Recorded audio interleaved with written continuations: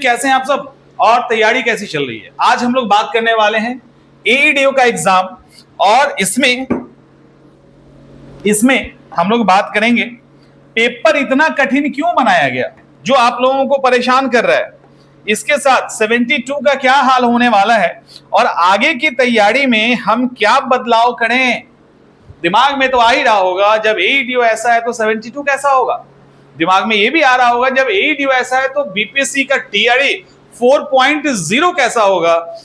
और दिमाग में ये भी आ सकता है कि आगे का जो एसआई का एग्जाम है क्या उसमें भी फिर से रगड़ेगा, है ना, आ रहा होगा। अच्छा, आप में से किन किन बच्चों को लग रहा है कि 14 तारीख वाला एग्जाम और 17 तारीख वाले एग्जाम में डिफरेंस है, यानी 14 वाला ज्यादा टफ था, 17 वाला उससे कम है। ऐसा कुछ नहीं है। 17 का एग्जाम के क्वेश्चंस भी जब आप देखोगे ना तो वो बहुत मुश्किल है, वो भी आसान पेपर नहीं है। अभी हम सब डिस्कस एक एक करके करते हैं। पेपर आसान नहीं है। जो 14 तारीख को एग्जाम दिए उन्होंने पहली बार उसको फेस किया तो वो जो दिमाग के अंदर बैठ गया कि अरे ये बहुत टफ था, या आप लोगों ने भी पहली बार देखा तो लगा बहुत टफ था, लेकिन जो एग्जाम दे के आए हैं उनके लिए कठिन पेपर है ये भी। तो बहुत कंपेयर करोगे तो 14 वाला मुश्किल है, नो डाउट। एक तो पहली बार बमबारी हुआ और दूसरी बात की जो भी चीजें उसके अंदर थी ना, क्वेश्चन का जो लेवल था, जो क्लिष्ट टाइप के क्वेश्चंस थे, उसमें कमी देखी गई सेकंड वाले में। थर्ड में पता नहीं क्या होगा, देखते हैं। लेकिन इसका एक एडवांटेज भी मिलेगा आपको। अब सवाल ये उठता है कि एईडीओ का जो ये पेपर है इसको लेकर हमने स्टार्टिंग में, आप जाओगे पीछे आपको कई सारे वीडियो मिलेंगे, कई सारे, जिसमें हमने क्लियर कहा है आयोग यदि बच्चों को परेशान करेगा तो जीएस के पेपर में कर सकता है, मैथ और रीजनिंग वो नहीं कर सकते। मैथ और रीजनिंग में वही बच्चे परेशान होंगे जो वनडे एग्जाम के प्रॉपर बच्चे नहीं है। अदरवाइज मैथ और रीजनिंग में बहुत परेशान नहीं हो सकते। हाँ, टाइम ज्यादा लग सकता है, कुछ क्वेश्चंस डिस्टर्ब कर सकता है, बहुत ज्यादा स्कोप नहीं है। लेकिन जीएस में है और जीएस में उन्होंने कर दिखाया, जीएस में रगड़ दिया है सबको। अब जीएस में जो उन्होंने ये काम किया, पेपर 1 पेपर 2, इसका डर ये है कि फर्स्ट फेज के एग्जाम के बाद सेकेंड फेज में बच्चों की संख्या कम गई, एग्जाम देने नहीं गए। थर्ड वालों ने तो टिकट रिजर्वेशन कैंसिल करवा लिया है। उनको लगा जब पहले फेज में ये एग्जाम हुआ, सेकेंड में भी उन्होंने देख लिया तो टिकट कैंसिल हुए हैं। अच्छी खासी संख्या है बच्चों की जो एग्जाम नहीं देने जा रहे हैं डर के मारे। अब सवाल ये है एक और कि क्या ये पैटर्न आगे भी आएगा। जब एईडीओ लेवल 5 का पोस्ट है वहां पे, जब यहां पे लेवल 5 है तो ऐसा है, तो बीपीएससी जो सेकेंड आएगा उसमें क्या होगा, क्या होगा जब आयोग के द्वारा ही टीआरई 4.0 लिया जाएगा, फिर क्या होगा। क्या यही चीजें दोहराई जाएगी? और अगर आपके दिमाग में है कि यही चीजें दोहराई जाएगी तो फिर क्या, सवाल है ना, फिर क्या। देखो, कई सारी मैं यहां पे जब खड़ा होता हूं और जब आपसे बात करता हूं तो कोई झिझक नहीं रहता है दिमाग में। पता है क्यों? क्योंकि आप में से अगर कोई एक बच्चा क्वेश्चन भी उठाएगा ना कि आप ऐसा कैसे बोल रहे हैं, हमने इसके पहले ही बोल रखा है। हम आज नहीं बोल रहे हैं, एईडीओ एग्जाम के पहले नहीं, के बाद नहीं बोल रहे हैं, एईडीओ एग्जाम के पहले बोल चुके हैं और कई वीडियोस में बोल चुके हैं कि पेपर जीएस का परेशान करेगा। साथ में ये भी बोल चुके हैं कि स्ट्रैटेजी मायने रखती है। ये हमने बोला है ना कई बार कि 70% क्या है आपकी स्ट्रैटेजी। 70% जो है ना आपकी स्ट्रैटेजी मायने रखती है और 30% आपका स्टडी। समझ में आ रहा है? ये रेशियो हमने बताया है, कई बार बताया, आज यही हो रहा है। जिन बच्चों को एग्जाम निकालने आता है इस एईडीओ के नैया को वो पार कर ले रहे हैं, उनको दिक्कत नहीं है। उन्होंने बढ़िया स्कोर किया है 14 के एग्जाम में भी, 17 के एग्जाम में भी। जिनका है मैथ रीजनिंग आता ही नहीं तो क्या करेंगे, जिनको आता है उन्होंने वहां भी अच्छा किया है। तो ऐसा नहीं है कि जीएस के पेपर में इन्होंने बेहतर नहीं किया।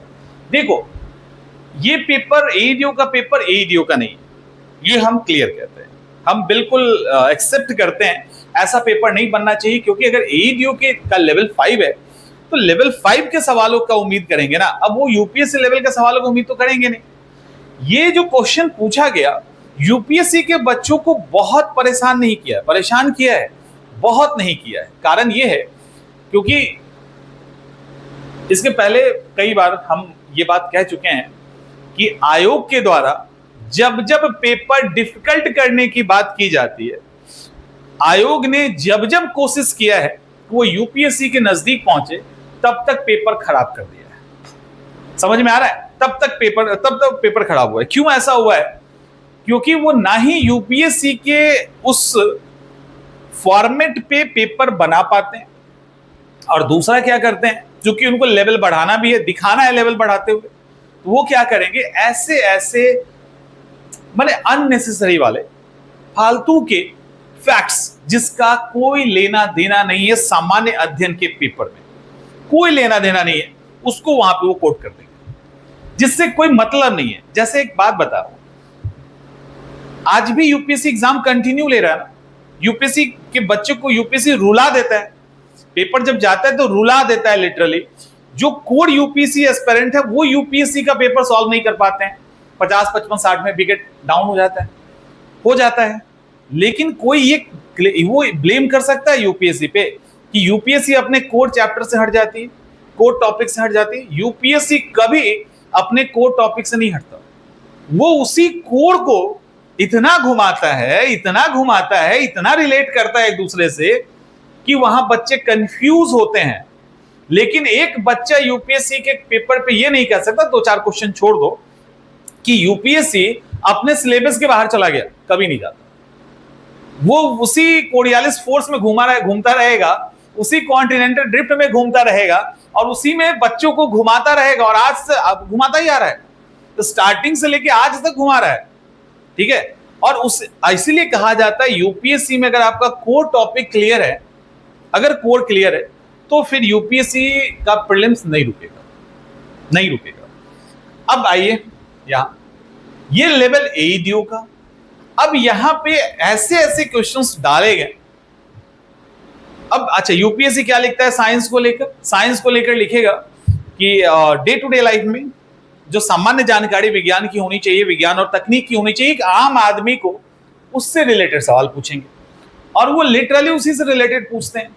वो आसपास के ऐसे एग्जाम्पल के साथ कनेक्ट करेंगे जो आपको जानना चाहिए, और वहीं से पूछते आ रहे हैं। यहां पे कौन सा सवाल आ रहा है? यहां पे सवाल आ रहा है फिजिक्स के 12 का, 11 का, बायो के एनसीईआरटी के अंदर का। ये क्या था सिलेबस में? नहीं था, क्रॉस किया है, ये बच्चे क्रॉस किया है। लेकिन ये जितना क्रॉस कर जाए, हम ये मान लेते हैं आयोग ने क्रॉस कर दिया लेवल, लेकिन हमें पता है कि आयोग लिमिट क्रॉस कर सकता है। ये आयोग के पास ऑथोरिटी है। हम उस पर बहुत प्रश्न चिन्ह नहीं लगा सकते कि आपने ऐसा क्वेश्चन क्यों बनाया, क्योंकि आयोग के पास इसका जवाब है। आपने जवाब नहीं दिया ना, दूसरे बच्चे ने तो दिया। वो तो सीधा कहेंगे अच्छा तुमसे नहीं बना तो तुम ऐसा बोल रहे हो, दूसरे ने तो बना दिया। यहां पे मायने क्या करता है? ये स्ट्रैटेजी एग्जाम हॉल का, समझ में आ रहा है? ये जो है ना आपके 70% का रोल, ये एक्चुअली यहां पे रोल प्ले करता है। आप अभी ये जो पेपर था, इस पेपर में वो 14 का उठा लो, 17 का उठा लो, या 20 का होने वाला है उसको उठा लीजिए, कोई फर्क नहीं पड़ता। कोई भी पेपर हो, इन जो आने वाला पेपर उसके बारे में बता रहे हैं। अगर एग्जाम हॉल में आप शांत हैं, आपको उस तरह का क्वेश्चन पढ़ने आता है, आप क्वेश्चन समझ पा रहे हैं, थोड़ा सा रिलैक्स हैं, बेहतर प्लानिंग के साथ हैं, अटैक करना जानते हैं, एग्जाम हॉल में ईगो नहीं पालते हैं, तो एईडीओ के पेपर को सेव करना मुश्किल नहीं है। आप एईडीओ के पेपर की अगर हम बात करें, तो जो फर्स्ट शिफ्ट का मैथ और रीजनिंग का पेपर था, उसमें स्टार्टिंग का 50 क्वेश्चन तो रीजनिंग का था। ठीक है, रीजनिंग का था। ये रीजनिंग में कुछ ऐसे क्वेश्चन थे जो रेगुलर रीजनिंग के प्रैक्टिस नहीं करता उसके लिए काफी टफ हो गया, इट मींस लेंदी हो गया। अब उस लेंदी के चक्कर में अब बन भी रहा है और लेंदी भी है, तो मजा भी आ रहा है वहां पे कि चलो बन तो रहा है, थोड़ा समय लग रहा है। इस बनने और मजा आने के चक्कर में क्या हुआ कि यहां टाइम लग गया। यहां टाइम लगभग जो है ना, टोटल आपको 120 मिनट मिल रहा है ना, तो यहां लगभग इन्होंने क्या किया, मतलब बहुत बच्चों ने 80 to 90 मिनट यहां पे खर्च कर दिए, मतलब 1.25 से 1.5 घंटे खर्च हो गए। आप सोचो कि 50 क्वेश्चन में 1.25 से 1.5 घंटे आप खर्च कर रहे हो, तो अगले 50 क्वेश्चन में क्या ही कर लोगे। तो रिजल्ट ये हुआ कि जब मैथ की तरफ वो शिफ्ट करते हैं, तो वहां देखते रहे ये क्वेश्चन तो बन जाता, गोला रंग रहे हैं उधर रीजनिंग का, पलट रहा है इधर, देख रहा है तो बन जाता, अरे ये भी बन जाता, लेकिन चूंकि यहां इन्होंने समय बर्बाद कर दिया तो एग्जाम खराब हो गया। ठीक है, एग्जाम खराब हो गया। अब ये क्या था, ये क्या नॉलेज था? नहीं, एग्जाम हॉल की स्ट्रैटेजी थी। आपको प्यार नहीं है करना है रीजनिंग से, आपको कोई मतलब नहीं किसी ऐसे टॉपिक से जो बन रहा है तो हम उसी के अंदर घुस जाएं, और वो अगर आपका समय बहुत ज्यादा ले रहा है तो नहीं, हमें इतना प्यार नहीं करना, हमें एग्जाम निकालना है, हमें एग्जाम निकालना है। अब देखो ये जो क्वेश्चन यहाँ रीजनिंग में ये फंसे, अगर ये रीजनिंग में नहीं फंस के मजा नहीं ले रहे होते रीजनिंग बनाने का, तो मैथ के 50 क्वेश्चन में 30 to 35 तो बनाया जा सकता था। कोई डाउट है किसी को? हमको नहीं लगता है किसी को है। जो थोड़ा बहुत भी मैथ ठीक से करके गया है ना, 30 से 35 क्वेश्चन निकाल लेता, रीजनिंग के चक्कर में डूब गया। अगर यहां ये निकाल लिए होते तो 14 का जो जीएस का पेपर मुश्किल था वहां पे वो बैलेंस बना लिए होते, लेकिन गलती हो गई। तो इसीलिए आपका जो ये एईडीयू का पेपर ये क्या सिखा रहा है? ये सिखा रहा है कि आप पढ़िए, और पढ़ने का मतलब एक बढ़िया से कोर कॉन्सेप्ट क्लियर करके चलो। दूसरा, आपके अंदर एग्जाम निकालने का स्ट्रैटेजी, रणनीति होनी चाहिए। आप इतने शातिर हो, आप इतने तेज हो कि एग्जाम हॉल के उस दबाव में इतने डिफिकल्ट क्वेश्चन में भी आंसर ढूंढने की कला जानते हो। अगर आप ये करना जानते हैं तब एग्जाम निकलेगा, और कोई एग्जाम नहीं रुकेगा। अब आपके मन में एक सवाल आएगा कि क्या इस एईडीओ की तरह ही ये पेपर होगा? नहीं, एईडीओ की तरह ही आपका बीपीएससी का आगे का टीआरई, और ये नहीं होने वाला है। नो डाउट, इसमें नो डाउट स्टैंडर्ड बढ़ जाएगा। बहुत परेशान किए हो टीआरई में, कहां गया टीआरई का? नहीं, टीआरई के लिए आयोग को आपने बड़ा परेशान किया है। ठीक है, टीआरई 4.0, तो आयोग भी तो छोड़ेगा नहीं आपको, ये ध्यान रखना। टीआरई 4.0 में आयोग का कहना है कि भाई हमने डेट अनाउंस कर दिया सितंबर का। आयोग का क्या कहना है कि हमने डेट अनाउंस कर दिया है सितंबर का, और हम 3 महीने पहले नोटिफिकेशन निकाल लेंगे। अब तुम जबरदस्ती नोटिफिकेशन निकलवा क्यों रहे हो? आयोग का ये तर्क है। बच्चों का है कि नोटिफिकेशन निकालो, आयोग सॉफ्ट किया, नोटिफिकेशन से तुमको क्या मतलब है? हमने एग्जाम डेट दे दिया, तुम तैयारी करो, हम 3 महीने पहले नोटिफिकेशन निकालेंगे। अब जो इतना उंगली करोगे आयोग को, तो आयोग भी बैठा हुआ है, रगड़ देगा बढ़िया से, क्वेश्चन ऐसे ऐसे पूछे जाएंगे। लेकिन उससे क्या ही फर्क पड़ता है? अगर आपकी तैयारी बढ़िया है, आपकी तैयारी अच्छी है, तो आयोग किसी भी लेवल पे सवाल करे ना, कोई दिक्कत नहीं। बस तैयारी का मतलब ये नहीं होता कि आप फैक्चुअल या कॉन्सेप्ट के बेसिस पे तैयार है, यानी 30% पे तैयार है। 30% छोड़ दीजिए, इसको 50% भी कर लोगे ना, मतलब आपकी तैयारी पूरी है ना, तब भी एग्जाम खराब हो गया। एईडीयू का एग्जाम खराब हो रहा है बहुत बच्चे का, पूरी तैयारी है, उनको वो उस एग्जाम को लेकर फ्रेंडली ही नहीं थे। एग्जाम में ऐसा हो सकता है, वो एक तरह से समझो कि एटम बम उनके ऊपर चल गया और परेशान हो गए, तो उनको लगता है कि ऐसा हो सकता है, उनको वो तैयारी नहीं थे। इसका रिजल्ट क्या हुआ कि सब पढ़ा है बेकार हो गया।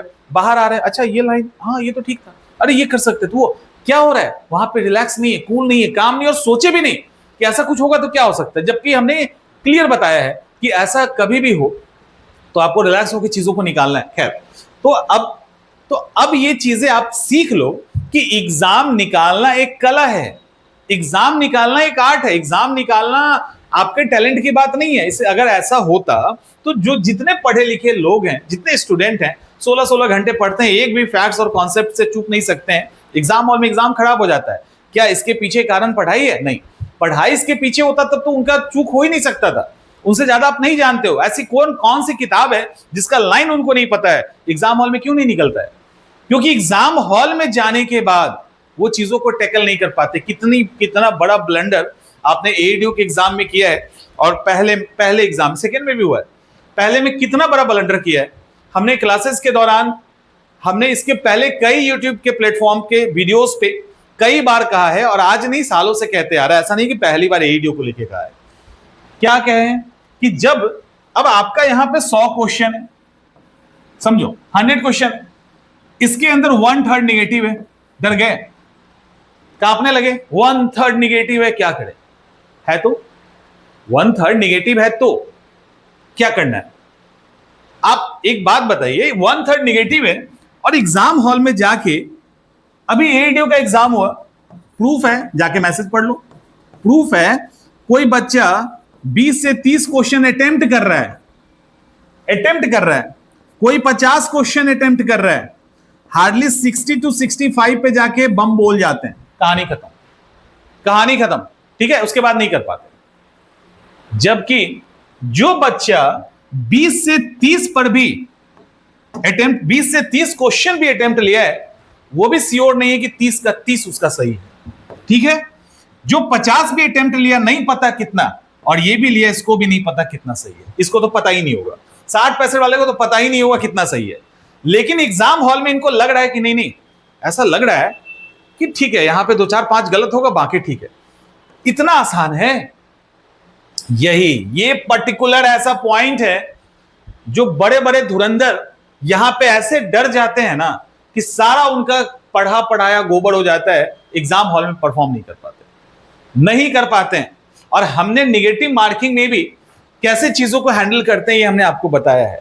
आपको डरना ही नहीं है इससे, इस निगेटिव मार्किंग से डरने की जरूरत ही नहीं है। रगड़ के बनाओ, एकदम दबा के दो, एकदम आंसर, एकदम सोचना नहीं है। लेकिन कैसे, तरीका है उसका। ये नहीं कि बस जय माता दी की और मार दिए, ये जय माता दी करके मारने वाला नहीं है पेपर।